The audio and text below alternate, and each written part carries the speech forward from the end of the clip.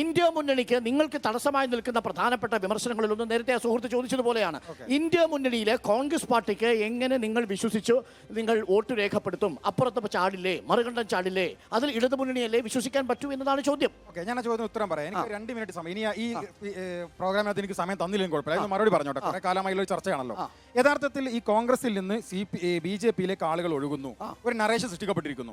അത് കോൺഗ്രസിന് രാഷ്ട്രീയമായ ഒരു ഐഡിയോളജിക്കലി ബേസിൽ അതുകൊണ്ടാണെന്നുള്ള ആരോപണം. അങ്ങനെയാണെങ്കിൽ ഇന്ത്യ എന്ന് പറയുന്ന രാജ്യത്തിന് മൊത്തമായി നമ്മൾ എടുത്ത് പരിശോധിച്ചാൽ, ഓരോ സംസ്ഥാനങ്ങൾ നിങ്ങൾ എടുത്ത് പരിശോധിക്കുക, BJP എന്ന് പറയുന്ന പാർട്ടി അധികാരം, പണം, അതുപോലെ തന്നെ അന്വേഷണ ഏജൻസികൾ, ഇത് മൂന്നും ഉപയോഗിച്ച് പ്രലോഭനങ്ങളും പ്രകോപനങ്ങളും ഭയപ്പെടുത്തലും ഉണ്ടാക്കി രാജ്യത്തെ എല്ലാ രാഷ്ട്രീയ പാർട്ടികളും വശത്താക്കാൻ ശ്രമിച്ചിട്ടുണ്ട്. ഓരോ സംസ്ഥാനങ്ങളും എടുത്ത് പരിശോധിക്കും. തൃണമൂൽ കോൺഗ്രസ് എടുത്താൽ ഈ ജനുവരി മാസത്തിലാണ് തൃണമൂൽ കോൺഗ്രസിന്റെ നേതാവ് തപസ് റോയെ ED അന്വേഷണത്തിൽ വെച്ചത്. ഫെബ്രുവരി മാസം അയാൾ BJP-യിൽ ചേർന്നു. ED അന്വേഷണം തീർന്നു. തൃണമൂൽ കോൺഗ്രസ് അല്ലല്ലോ, മറ്റൊരു പാർട്ടിയല്ലേ. നിങ്ങൾ അടുത്തെടുക്ക്, SP എടുക്ക്. UP-ക്കകത്ത് 4ഓളം MLA-മാർ BJP-യിലേക്ക് പോയി. SP കോൺഗ്രസ് അല്ലല്ലോ, മറ്റൊരു പാർട്ടിയല്ലേ. നിങ്ങൾ ബീഹാറിലേക്ക് വന്നോ, ബീഹാറിലെ മുഖ്യമന്ത്രിയായിരുന്ന നിതീഷ് കുമാർ അപ്പുറത്തേക്ക് പോയി മുഖ്യമന്ത്രിയായി. കോൺഗ്രസ് അല്ലല്ലോ. ഇനി CPM-ലേക്ക് വായോ. CPM-ലേക്ക് വന്നാൽ CPM-ന്റെ തന്നെ MLA ബംഗാളിനകത്ത് BJP-യുടെ MP ആയി സിറ്റിംഗ് സീറ്റിൽ മത്സരിച്ചു.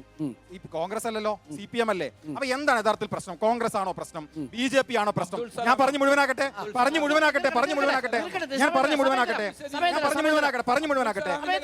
ഓരോന്നും എടുത്ത് ഓരോ സംസ്ഥാനങ്ങൾ എടുത്ത് പറയും. ഉദാഹരണത്തിന് മഹാരാഷ്ട്ര എടുക്കാം. മഹാരാഷ്ട്രയിലെ ഏറ്റവും വലിയ പാർട്ടി നമുക്കറിയാം. ഏറ്റവും വലിയ പാർട്ടി അവിടെ NCP-യും അതുപോലെ തന്നെ ശിവസേനയുമാണ്. ശിവസേനയെ നടുപിളർത്തി BJP, NCP-യെ പിളർത്തി BJP. എന്ന് വെച്ചാൽ BJP അപ്പുറത്തുള്ള രാഷ്ട്രീയ പാർട്ടികളെ വിലക്കെടുത്തോ ഭയപ്പെടുത്തിയോ അന്വേഷണ ഏജൻസി ഉപയോഗിച്ചോ തകർക്കുകയോ പിളർത്തുകയോ ആളെ കൊണ്ടുപോയി ചെയ്യുന്നുണ്ട്. അപ്പൊ കോൺഗ്രസിൽ നിന്ന് കൂടുതലായി പോകുന്നത് നമ്മൾ കാണുന്നു. അതെന്തുകൊണ്ടാണ്? ഈ രാജ്യത്തെ മൊത്തം പാർലമെന്റ് സീറ്റുകൾ നമ്മൾ എടുത്ത് പരിശോധിച്ചാൽ ഏകദേശം 70% പാർലമെന്റ് സീറ്റുകൾ ഉള്ളത് 14 സംസ്ഥാനങ്ങളിലാണ്. ഈ 14 സംസ്ഥാനങ്ങളിൽ 12 സംസ്ഥാനങ്ങളിൽ ഒന്നെങ്കിൽ ഭരണപക്ഷത്തോ പ്രതിപക്ഷത്തോ ഉള്ള പാർട്ടിയാണ് കോൺഗ്രസ്. അതുകൊണ്ട് കോൺഗ്രസ് BJP സമയത്തുള്ള ഹിറ്റ് ലിസ്റ്റിൽ ഒന്നാമതാണ്. അതിൽ നിന്ന് ആളുകളുടെ എണ്ണം കൂടുതൽ കാണും എന്ന് കരുതി മറ്റുള്ളത് കണ്ടില്ലെന്ന് അടിക്കരുത്. ഇവിടെ മറ്റു രാഷ്ട്രീയ പാർട്ടികളെ മുഴുവൻ ഇവർ വേട്ടയാടുന്നുണ്ട്.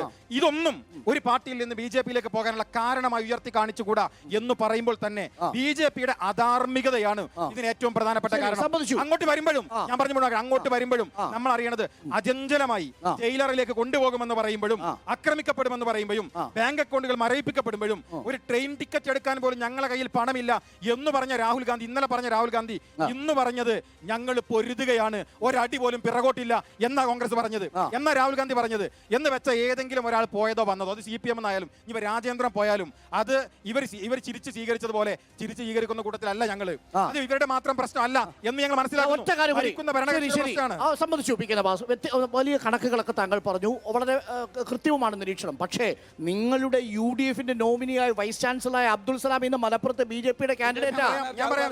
ഞാൻ പറയാം അബ്ദുസലാമാണെങ്കിൽ പോലും ഞാൻ പറയുന്നു, അബ്ദുസലാമാണോ, അഹമ്മദ വേജുഗോപാലാണോ, അനിൽ ആന്റണിയാണോ, ഞാൻ പറഞ്ഞ പോയിന്റുകളാണ്.